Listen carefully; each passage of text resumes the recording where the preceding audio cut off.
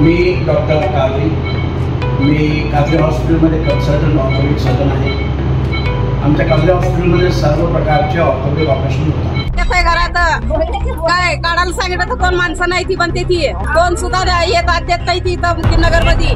मुकुंदनगर, राजीव गांधी नगर, मराठा वस्ती या लोकदाट वस्तीमध्ये 31 महिला व 20 पुरुष असे मिळून 51 सार्वजनिक शौचालय आहेत। सन 2022-23 या कालावधीमध्ये दुरुस्ती करता 8,44,000 रुपये निधी मंजूर झाला होता। पण यामध्ये नवीन दुरुस्ती 100 दरवाजे, पाईपलाईन, पाण्याची टाकी, नळ, बकेट, पडशी, RCC, लोखंडी जाळी हे सर्व दाखवण्यात आले आणि 8,38,000 रुपये ठेकेदारांनी उचललेत। यामध्ये अद्याप कोणतंही काम झालेलं नाही। वरिष्ठ अधिकारी यांनी येऊन कोणती पाहणी न करता निधी मंजूर करून दिलाय। यामध्ये वरिष्ठ अधिकारी यांच्या संगनमताने हे झालंय हे नाकारता येत नाही। सदरील भागामध्ये सार्वजनिक शौचालयाची घाण पाणी नागरिकांच्या स्वयंपाकघरात शिरतंय, त्यामुळे घाणीचं साम्राज्य पसरलं असल्यानं जीव जाण्याची शक्यता नाकारता येत नाही। तरी 8.5 लाख रुपये निधी गेला कुठे? संबंधित अधिकारी व ठेकेदारांवर कायदेशीर कारवाई झाली पाहिजे। सोमप आयुक्तांनी स्वतः येऊन पाहणी करावी, अन्यथा शौचालयामधील घाण पाण्यानं अधिकाऱ्यांना आंघोळ घालण्यात येईल असा इशारा विश्वभूषण कांबळे व भागातील त्रस्त नागरिकांनी दिलाय।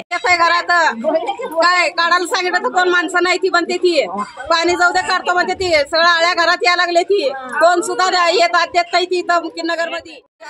गटारा पाक चेंबरा का पानी गरम सब घान घान चाहिए अंदर दिखाने का बोलते तो बोलते भी तो बोलते नहीं लोग साफ 100 बार बोली मैं जाकर फिर भी नहीं बोला साफ सगळं घरात शिरायचे जाणार लेकरायचे आमचे कसं करायचं काय महापालिकेत आयुक्ताला निवेदन द्या बोलायचं काय बोलायचं सांगा कळत नाही या ढुकून मागत नाही येऊ ना घरात पाणी जाते कळत नाही त्यांना सांगा येतेच जाते बघत जाते ते।